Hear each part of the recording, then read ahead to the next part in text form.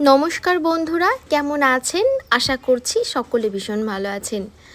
আগের ভিডিওতে তোমাদের দেখিয়েছিলাম মনসা পুজোর আগের দিন কি করা হয় আমাদের বাড়িতে। আর এখানে মায়ের মুখ খুলে নিয়ে এই দেখো আমি মাকে সাজিয়ে নিলাম। যেহেতু আমি সাজানো গোজানো এগুলো একটু পছন্দ করি, প্রতিবারের ন্যায় এইবারও কিন্তু সাজানোর দায়িত্ব পড়েছিল আমার উপরই। মায়ের শরীরটা ভালো নয়, তাই সেইভাবে একটা সাজাতে পারিনি মাকে। এই দেখো এখানে আমার মা আমের পল্লব করছে, আমি গিয়ে বলছি যে মা এতগুলো পাতা কেন? মা বলল যে আমাদের নিয়মে তুমি 5টা পাতাও দিতে পারো, 7টাও দিতে পারো, আবার 9টাও দিতে পারো। এবার যেহেতু পাতাটা দেখতে ভালো লাগছে তাই মা আর পাতাগুলো ফেলেনি, 9টা পাতাই দিয়ে দিয়েছে।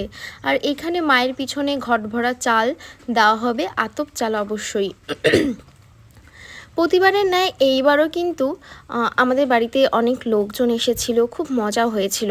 আর এইখানে মহিলাদের একটা রিচুয়ালস আছে, নাগের চাল নিতে হয়। এটার পিছনে রিজন কি আমি জানি না, আর সেই জন্যই কাকি কুড়িয়ে নিচ্ছে নারকেল। আর এইখানে একটা ইন্টারেস্টিং ব্যাপার, এটাকে বলে রচনা।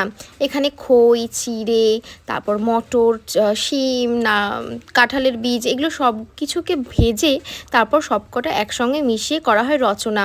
এটা যখন ঠাকুর ভাসান দিতে যাওয়া হয় তখন আমাদের প্রসাদ হিসাবে দেওয়া হয়। আর এই পদ্মগুলো মেমারি থেকে একটা কাকু আমাদের জন্য প্রতিবার নিয়ে আসে। ভীষণ ভালো লাগে যে কেউ এতটা ভালোবাসলে এত দূর থেকে আমাদের জন্য পদ্ম নিয়ে আসে। এটা হচ্ছে বিষের নাড়ু, এটা হচ্ছে মা মনসার সাপের জন্য দেওয়া হয়। আর তোমার বাড়িতে এরকম বাচ্চা থাকবে অথচ ঠাকুরের থালা থেকে প্রসাদ নিয়ে খাবে না পুজোর আগে, এটা তো হতে পারে না। ও বায়না করলো আমি এই চেরি ফলটা খাবই, তখন ঠাম্মি বলল ও ভগবানের মতো ছোট মানুষ, ও খেতে চাইছে, ওকে দে। তো সেই হিসাবে মামাম নিয়ে টুক করে খেয়ে নিল। আমাদের বাড়িতে শুরু হয়ে গেল আরতি।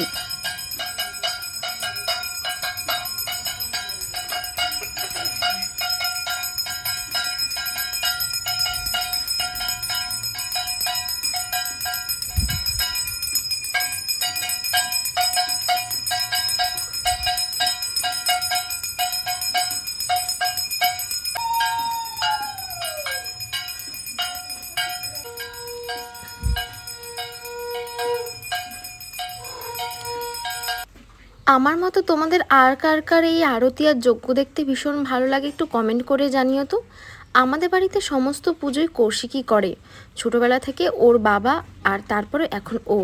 আর এই যে আমাদের খিচুড়ির আয়োজন শুরু হয়ে গেল, এখানে মা ওরা খুব টায়ার্ড ছিল তাই আমি ওদের একটু শরবত দিয়ে দিয়েছি। আর এই দিনকে সবাই মিলে রান্না করে খাওয়া দাওয়া ভীষণ ভালো লাগে।